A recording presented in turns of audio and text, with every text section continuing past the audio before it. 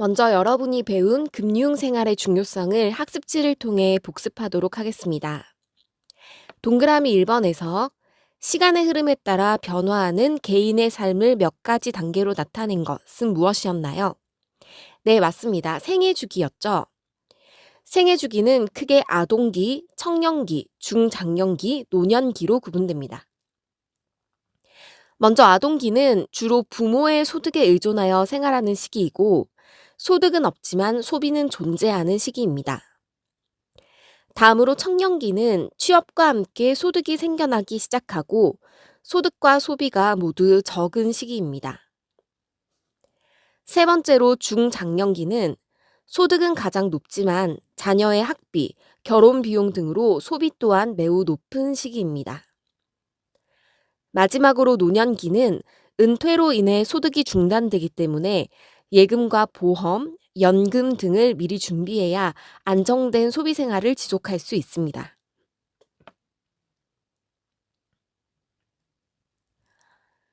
다음으로 자산 관리의 필요성에 대해 살펴보겠습니다. 자산 관리란 장기적인 관점에서 소득과 소비를 관리하는 것을 말합니다. 자산 관리의 과정은 먼저 목표를 세우고 자산을 파악한 뒤 자금 마련 계획을 세워서 이를 실행하고 마지막으로 검토와 평가를 통해 전체 과정을 되돌아보는 순서로 진행됩니다. 합리적인 자산 관리를 위해서는 세 가지 개념을 꼭 알아둬야 한다고 했죠. 먼저 안전성이란 원금을 잃지 않을 가능성을 말합니다. 수익성은 자산의 가격 상승이나 이자 등으로 이익을 얻을 수 있는 정도를 말하고요. 유동성이라고 하면 필요할 때 현금으로 바꿀 수 있는 정도를 말합니다. 다음으로 금융상품의 종류를 살펴보겠습니다. 먼저 저축에는 정기 적금과 정기 예금이 있습니다.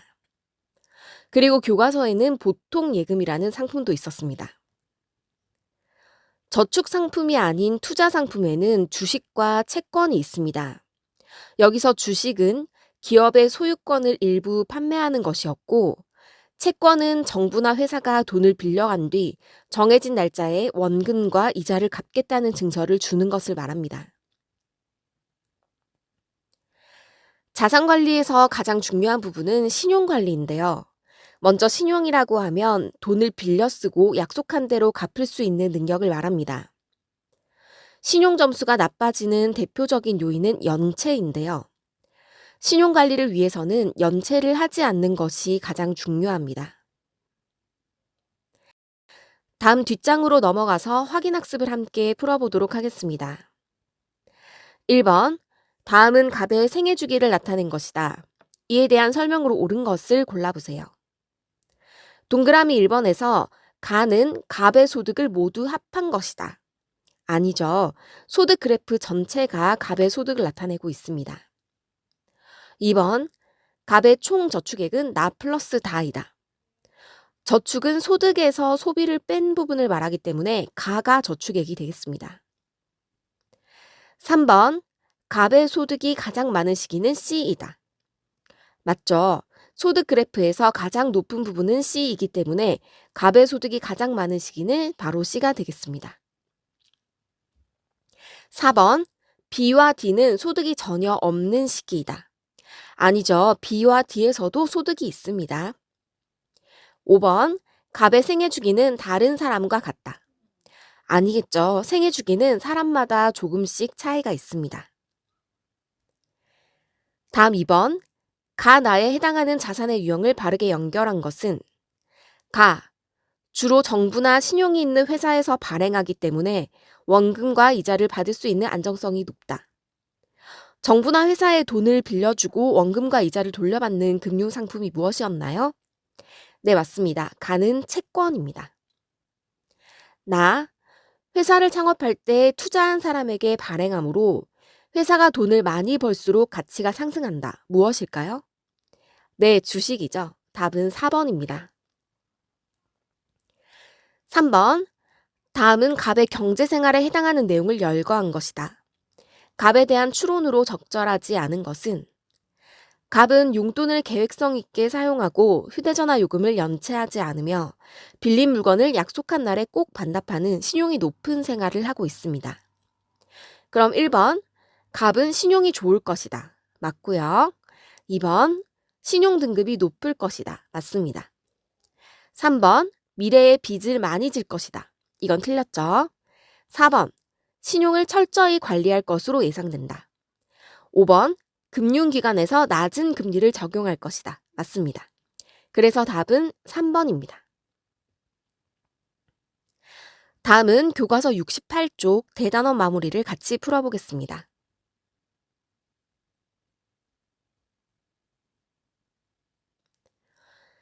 먼저 경제활동이란 재화나 서비스를 생산, 분배, 소비하는 활동을 말합니다.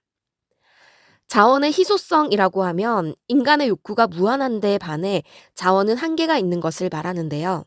이로 인해 선택의 문제가 발생하게 됩니다.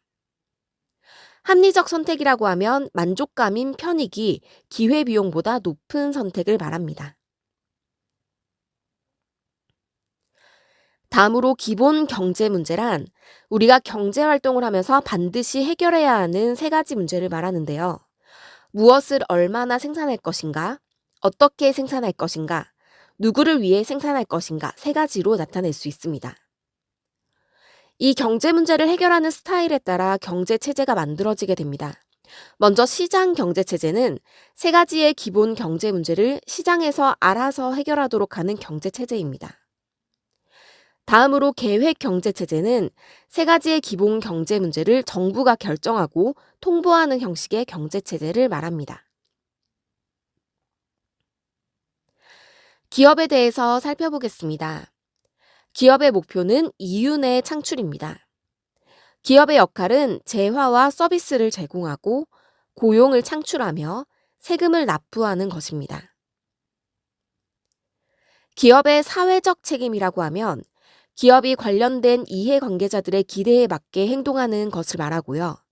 기업가 정신은 기업가가 위험을 무릅쓰고 도전하는 정신, 실패를 두려워하지 않고 도전하는 정신을 말합니다. 우리는 원하는 생활을 지속하기 위해서 자산 관리를 해야 하는데요.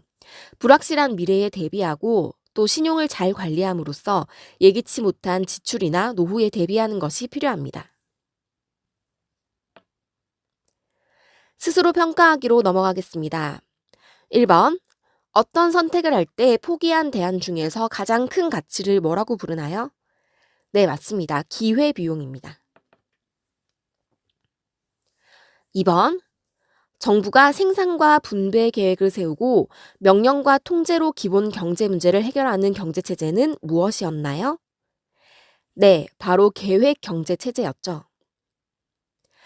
2번에서 재화와 서비스를 생산 판매하여 이윤을 얻는 경제활동의 주체는 누구였나요?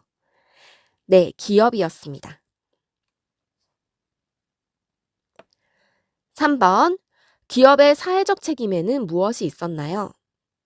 기업은 안전한 제품을 생산해야 하고 근로자의 권리를 보호하고 환경 오염을 최소화하고 협력업체와 공정한 거래를 해야 하는 사회적 책임이 있었습니다.